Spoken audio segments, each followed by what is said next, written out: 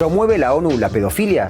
¿Está el colectivo LGBTIQ+ especialmente relacionado con la pederastia? Por supuesto que no, pero son algunas de las teorías falsas que circulan constantemente en redes sociales. Sin embargo, la trata de menores y la explotación sexual son realidades alarmantes. Según la ONU, los menores representan el 38% de las víctimas de trata, siendo la mayoría niñas. Este delito afecta a millones en todo el mundo, con la explotación sexual como principal objetivo. En México, por ejemplo, entre 2015 y 2024 se registraron unos 2.600 menores víctimas de trata. Pero estos son solo casos detectados. Los expertos están convencidos de que la cifra real es mucho mayor.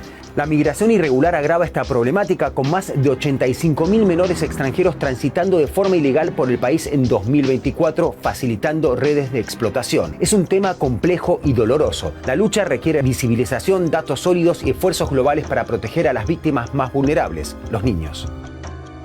Hay mucha desinformación en torno a este tema. Para saber más, gira tu pantalla. ¿Se secuestran niños para violentarlos y extraerles sangre con el objetivo de producir una droga que rejuvenece? ¿Están las élites detrás de esas prácticas?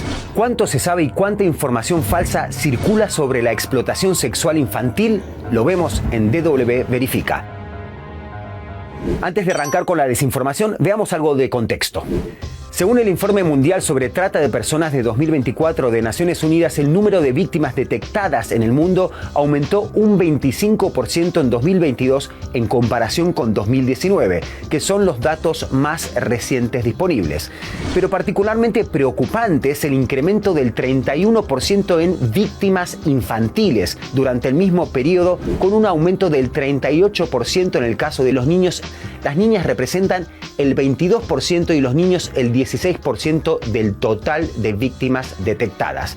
La explotación sexual sigue siendo el principal propósito de la trata de menores, afectando especialmente a las niñas.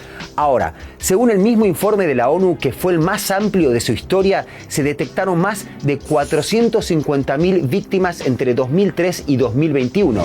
Pero, insistimos, estas cifras solo representan los casos detectados. El propio organismo internacional asegura que es muy probable que el número real de víctimas sea significativamente mayor, ya que muchas permanecen sin ser identificadas debido a la naturaleza oculta de este delito.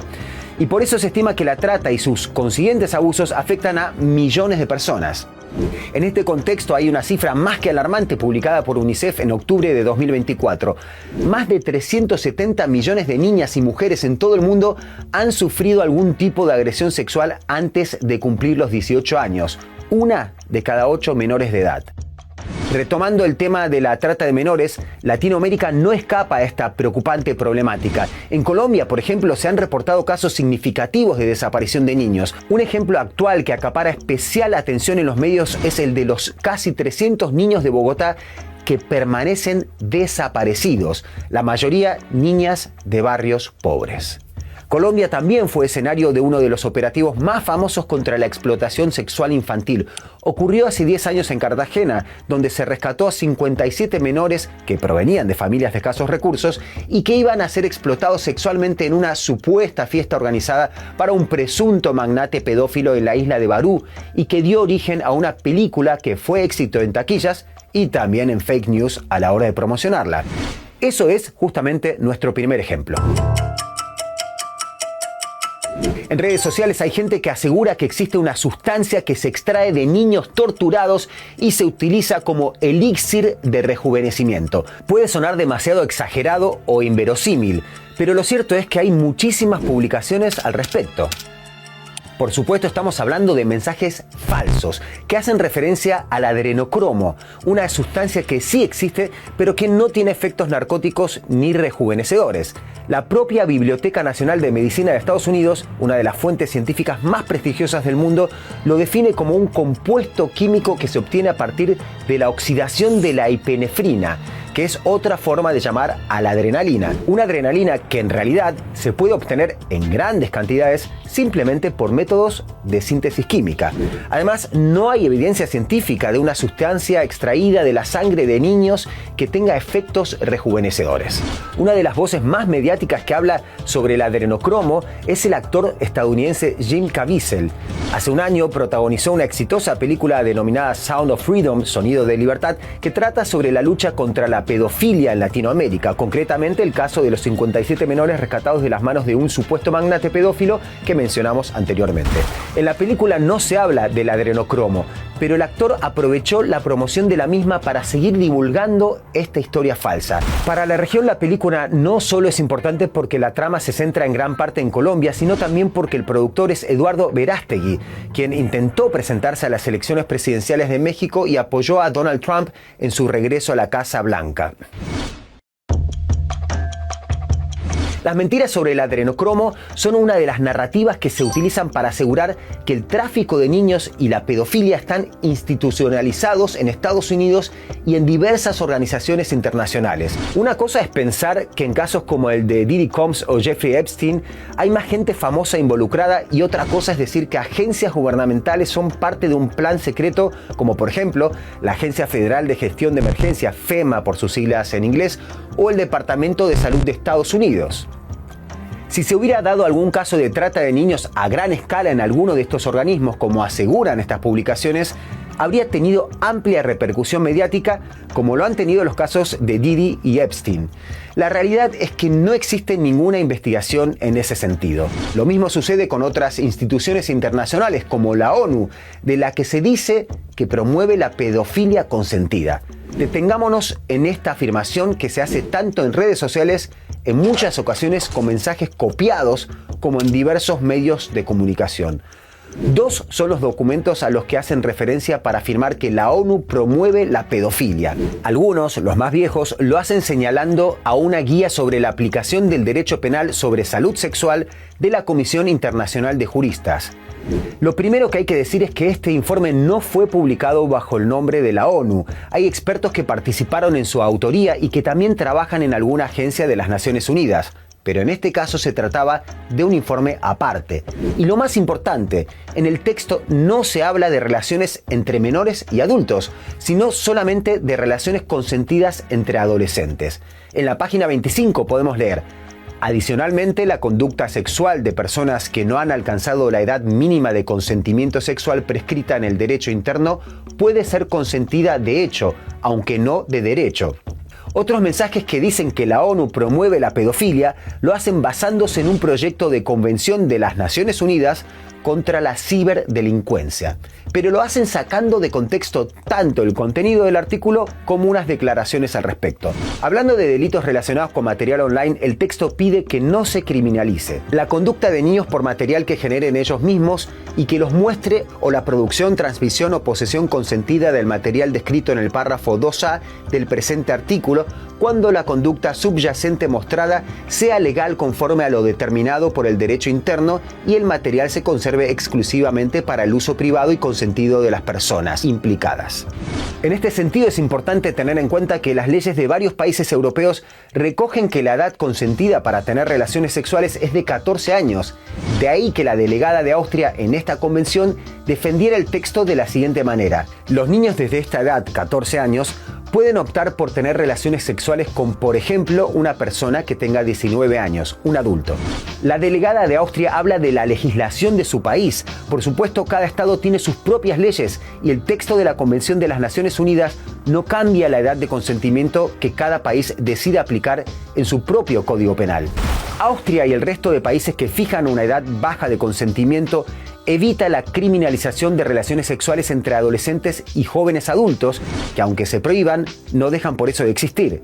Se puede criticar o discrepar con esta postura, que por cierto es la misma que mantiene Hungría, considerado uno de los ejemplos a seguir por los movimientos conservadores de todo el mundo.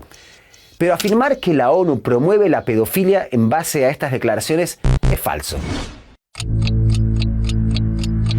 Otra narrativa habitual entre muchos usuarios en redes sociales cuando hablan de pederastia es relacionarla con un grupo en particular, la comunidad LGBTIQ+. Un ejemplo, un perfil en X que se define como un noticiero conservador. Afirmaba que la finalidad principal del movimiento LGBTIQ+ es blanquear y legalizar la pedofilia. Hay muchísimos mensajes en este sentido, pero nos queremos detener en este otro ejemplo. Un video del canal Noticias Rafapal, que se describe como periodismo para mentes cósmicas, titulado como Captados por la secta LGBT. donde se dice esto sobre las clases de diversidad sexual en Alemania. Muchas veces los ideólogos dan links o páginas, ya sea en Facebook o en Instagram, para que los niños entren, y esas páginas y esos links están repletos de pedófilos, pero también ¿Qué me estás diciendo? ¿Qué me estás diciendo? Que los ideólogos les están dando páginas para conectarse con pedófilos. Sí. DW Verifica contactó con la policía de los 16 estados federados para averiguar si existía constancia de algún incidente como este. Y no hubo conocimiento de un caso de este tipo. También consultamos a los ministerios de educación de cada Bundesland, pero nada. Tampoco en el comisionado independiente para preguntas sobre el abuso de los niños tenían notificación al respecto. Y el Jugendschutz, es decir, el organismo para la protección de la juventud, tampoco. Es cierto, no podemos negarlo, que el dinero compra voluntades y que el poder hace la vista gorda. Para ejemplos concretos, dejamos Alemania y nos vamos a México. Más del 70% de las historias de trata que tienen que ver con sacar a niñas y niños de México suceden por aire y no por tierra, ¿no? Lo cual habla de una capacidad económica, ¿no? Yo creo que esto sí es muy evidente. Operar y sostener en el tiempo esta actividad no se hace con un par de pillos, ¿no? Necesita una infraestructura importante, necesita una cantidad económica importante, necesita la anuencia de las autoridades también, ¿no? Haber logrado a través de favores o de dineros que alguien haga la vista gorda o emita un pasaporte o, ¿no? Una vez uno empieza a dimensionar cuáles son las necesidades de armar y sostener un trabajo como este, una actividad delictiva como esta, son mucho más que un par de pillos robándose a una chica o a un chico. La estrecha vinculación de policías, ministerios públicos y crimen organizado es una complicidad que se viene denunciando desde hace años en México, en un país en donde de enero de 2015 a junio de 2024 se registraron unas 2.600 víctimas de trata de personas menores de 18 años, casi el 75% niñas. Esto según datos del Sistema Nacional de Seguridad Pública, pero otra vez, estas son cifras de casos que pudieron ser denunciados en un país donde la inmigración irregular es una de las problemáticas más acuciantes. Se abre una puerta de par en par para las redes de trata. En México, 85.000 niños y niñas y adolescentes extranjeros transitaron de forma irregular por el país entre enero y junio de 2024. Una oportunidad servida para organizaciones que explotan sexualmente a menores. Es el subregistro del subregistro, ¿no?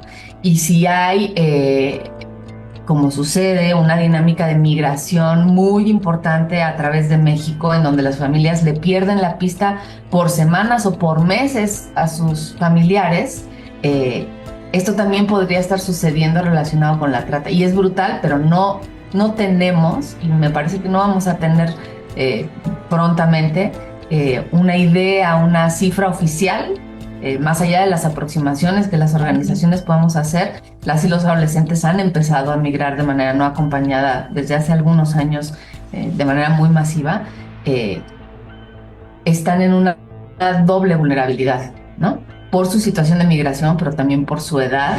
Vulnerabilidad extrema también para las cifras que podamos aportar en este tema tan delicado, en el que el temor a la estigmatización o la falta de recursos económicos, de formación o de contención familiar o estatal pueden producir más sombras que luces.